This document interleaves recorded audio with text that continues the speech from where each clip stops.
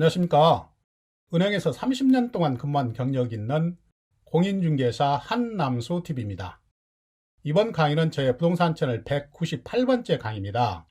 우리가 부동산 거래 시 분쟁이 발생하면 애매한 계약 문구나 특약사항이 없어서 그 책임 소재를 구분하기 어려운 경우가 상당히 많이 발생합니다. 이번 강의에서는 공장 임대차 계약 시 예상되는 다툼을 방지하기 위해서 공장 임대차 계약서 작성할 때 넣을 수 있는 특약사항 유형을 이 강의에 모두 모아서 잘 정리를 해드리겠습니다. 하자 없는 완전한 계약서를 작성하는데 많은 도움이 되시기를 진심으로 기원합니다. 본 강의를 끝까지 시청하시고 구독과 좋아요 버튼 그리고 알람 설정도 잘 부탁드리겠습니다. 이번 강의에서는 공장 임대차 계약서를 작성할 때 넣을 수 있는 특약사항을 모두 모아서 깔끔하게 정리를 해드리겠습니다. 다음과 같은 목차로 정리를 해드리겠습니다. 첫 번째는 공장 임대차 계약서의 양식과 구성 항목을 간략하게 살펴보도록 하겠습니다. 두 번째는 일반적으로 넣을 수 있는 특약사항의 유형을 살펴보고, 세 번째는 계약서 사안에 따라서 특별히 선택해서 넣을 수 있는 특약사항을 살펴보도록 하겠습니다. 이제 본론 설명을 드리겠습니다. 첫 번째, 공장 임대차 계약서의 양식과 구성 항목에 대해서 설명을 드리겠습니다. 공장 임대차 계약서의 양식을 보시면 첫 번째는 부동산의 표시가 나옵니다. 여기에는 소재지, 면적, 구조, 용도, 전력, 용량 등이 종합적으로 표시가 됩니다. 다음 두 번째는 대금과 지급기일 문제입니다. 여기에는 보증금의 금액, 계약금, 중도금, 잔금, 월세, 이러한 대금의 금액과 또 지급기일에 대해서 자세하게 명시가 됩니다. 다음 세 번째는 임대인과 임차인의 준수사항에 대해서 명시가 됩니다. 다음 네 번째는 이번 강의에서 말씀드릴 특약사항이 기재가 됩니다. 마지막 다섯 번째는 당사자하고 중개사가 누구인지 이것을 표시를 하고 서명 날인합니다. 이렇게 공장 임대차 계약서의 양식에 대해서 간략하게 살펴봤습니다. 이제 본격적으로 공장 임대차 계약서 작성 시 넣을 수 있는 특약사항에 대해서 말씀을 드리겠습니다. 먼저 일반적으로 넣을 수 있는 기본적 특약사항을 설명을 드리고, 다음에는 사안에 따라서 특별히 선택해서 넣을 수 있는 선택적 특약사항에 대해서 말씀을 드리겠습니다. 먼저 일반적으로 넣을 수 있는 기본적 특약사항 첫 번째입니다. 보시면 본 계약은 양 당사자가 등기사항 전부증명서, 토지이용계획 확인원, 건축물 관리대장, 토지대장, 지적도 평면도 및 물건의 현 상태를 육안으로 직접 확인하고 계약 서명 날인한다. 이렇게 서류와 물건의 현상을 확인하고 계약한다는 것을 표시를 합니다. 다음 두 번째는 임대인 갑은 등기사항 전부증명서상에 기재되어 있는 근저당권이나 압류, 가압류 등 모든 등기사항을 중도금이나 잔금 지급 즉시 말소하기로 한다. 이렇게 해서 보증금의 우선순위를 확보해 둬야 됩니다. 다음 계속해서 세 번째입니다. 임대차 목적물이 공장이기 때문에 특별히 넣어야 하는 특약사항입니다. 세 번째 보시면 현재 전력 용량은 10kW이며 임차인이 공장 운영상 전력 용량 승합이 필요한 경우에는 임대인은 관련 서류를 제공을 하고 그 절차 및 비용은 임차인이 부담한다. 이렇게 전력 용량 승합에 필요한 특약사항입니다.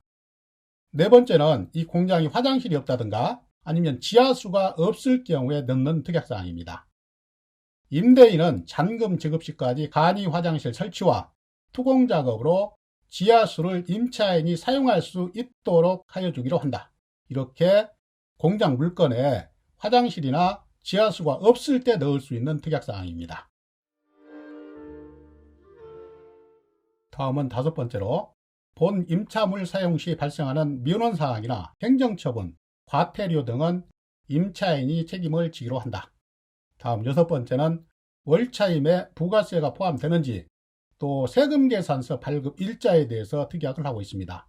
그 내용을 보시면 월차임은 얼마로 정하고 부가세 10%를 별도로 추가해서 임대인 계좌에 입금을 하고 임대인은 매월 25일에 세금계산서를 발급해 주기로 한다. 다음은 임대차 기간이 끝났을 때 산업 폐기물 처리 그리고 또 원상 복구 문제에 대한 특약을 넣을 수가 있습니다. 7번째 보시면 임대차 기간 종료 시에 산업 폐기물 및 쓰레기는 임차인의 비용으로 임차인이 처리를 하고 만약 이를 어길 경우에는 폐기물 처리업자 1인의 견적을 받아가지고 해당 금액을 보증금에서 공제한 후에 나머지만을 반환한다. 다음 8번째는 임대차 기간 종료 시에 본 물건에 대해서 원상 복구를 해주기로 하고 미복구 시에는 철거 비용을 산정해서 보증금에서 공제하고 나머지를 반환한다. 이렇게 산업 폐기물 그리고 쓰레기 처리 비용 문제 그리고 원상 복구 문제에 대한 특약에 대해서 알아봤습니다. 다음은 기본적 특약사항 마지막 9번째입니다. 본 계약은 양 당사자가 위 특약사항과 중개대상물 확인설명서를 읽고 듣고 계약 서명 날인한다. 이렇게 서류상 또는 현황상 모든 것을 잘 파악하고 계약하고 서명 날인한다는 것을 정확하게 명시를 해줘야 됩니다. 첨부 서류를 보시면 등기사항 전부 증명서, 토지 이용 계획 확인원, 토지대장, 건축물 관리대장, 지적도, 건물 배치도, 평면도를 첨부를 해서 계약서를 작성을 해야 됩니다. 계속해서 임대차 목적물의 특성과 계약의 성격에 따라서 따로 넣을 수 있는 특약사항에 대해서 말씀을 드리겠습니다. 첫 번째는 대리인과 계약할 때 이렇게 특약을 넣으면 좋습니다. 그 예를 보시면 본 계약은 소유자 갑과 통화 승낙하에 그의 인감증명서를 첨부한 이임장을 갖고 있는 대리인 을과 계약한 것이다. 대금은 소유자 계좌로 입금을 하고 소유자는 잔금일자에 중개사무실에 직접 참석을 해서 계약서에 서명 날인한다. 이렇게 대리인과 계약할 때 특약사항을 말씀을 드렸습니다. 마찬가지로 본 계약은 공동소유자 물건으로 2분의 1 공동소유자 갑이 다른 2분의 1 공동소유자의 인감증명서를 첨부한 위임장을 증거하고 2분의 1 공동소유자와 통화 승낙하에 계약한 것이다. 대금은 2분의 1씩 각각 공동소유자 개인 계좌로 입금을 한다. 이렇게 공동소유자 물건 특약사항입니다. 다음은 계속해서 해외 영주권자의 대리인과 계약할 때 특약사항입니다. 그 내용을 보시면 본 계약은 소유자 갑이 영주권자로서 그와 통화 승낙하에 재외 거주 증명서를 첨부한 이임장을 갖고 있는 대리인 을과 맺은 계약이며 대금은 소유자 갑의 계좌로 입금을 한다. 다음 4번째는 본 계약의 계약금 5천만 원 중 2천만 원은 계약 시에 지급을 하고 나머지 3천만 원은 몇 월 며칠까지 지급하기로 한다. 만약 임차인이 이를 지급하지 않을 때에는 이미 지급한 2천만 원은 반환하지 않고 조건 없이 해약을 한다. 이렇게 특약을 넣을 수가 있습니다. 다음은 5번째로 양 당사자는 잔금일은 상호 협의에 조정할 수 있기로 한다.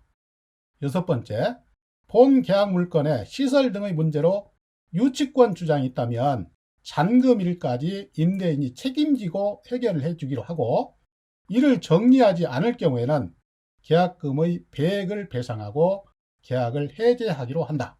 이렇게 유치권 문제에 대한 특약을 별도로 넣을 수가 있습니다. 다음은 공장에 들어가는 기계의 하중 때문에 건물에 문제가 생겼을 때 그것을 어떻게 조치를 하는지에 대한 특약입니다.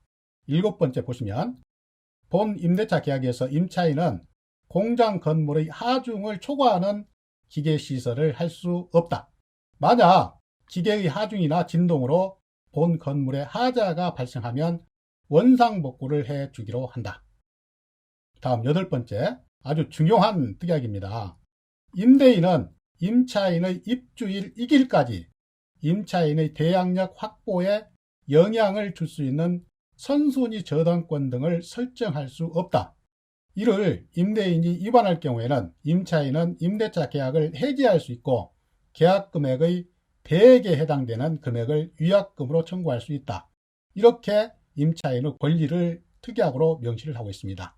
이 얘기는 임차인이 대항력을 확보하는 시점이 입주일 그리고 또 사업자 등록 신청일 이길 0시에 대항력을 확보를 하는데, 만약에 그 전, 그러니까 입주 날짜에 임대인이 건전당권을 설정해 가지고 대출을 받는다. 이럴 경우에는 임차인은 대항력이 없어지는 것입니다. 따라서 이러한 특약을 정확히 해놓음으로써 임차인의 대항력 확보에 문제가 없도록 조치를 미리 해야 된다는 얘기예요. 시청자 여러분, 지금까지 부동산 거래 시 발생할 수 있는 분쟁 사항을 미리 예방하기 위해서 이번 강의에서는 공장 임대차 계약서 작성 시 넣을 수 있는 특약 사항을 모두 정리를 해드렸습니다. 좀 도움이 되셨는지요? 이해가 되셨는지 모르겠습니다. 항상 공부하는 자세로 부동산 중개를 하심으로써 공인중개사로서 크게 성공하시기를 진심으로 기원합니다. 저는 앞으로도 계속해서 부동산 관련 강의, 그러니까 임대차 보호법, 권리분석 및 배당 사례, 유치권, 법정지상권, 부동산 금융 등의 주제로 알차게 강의를 준비해서 계속 여러분을 찾아뵙겠습니다. 항상 건강하시고 다음 강의에서 또 뵙겠습니다. 감사합니다. 안녕히 계십시오. 시청자 여러분, 잠깐만요. 여러분께 마지막으로 꼭 부탁드릴 말씀이 있습니다. 지금까지 공장 임대차 계약서 작성 시 넣을 수 있는 특약사항을 모두 모아서 정리를 해드렸습니다. 지금까지 제 강의가 여러분께 조금이라도 도움이 되셨다고 생각되시면 구독 버튼과 좋아요 버튼 그리고 알람 설정 잘 부탁드리겠습니다. 이 구독과 좋아요 버튼 그리고 알람 설정은 강의를 하는 저에게 힘의 큰 원천입니다. 마지막으로 잘 부탁드리겠습니다.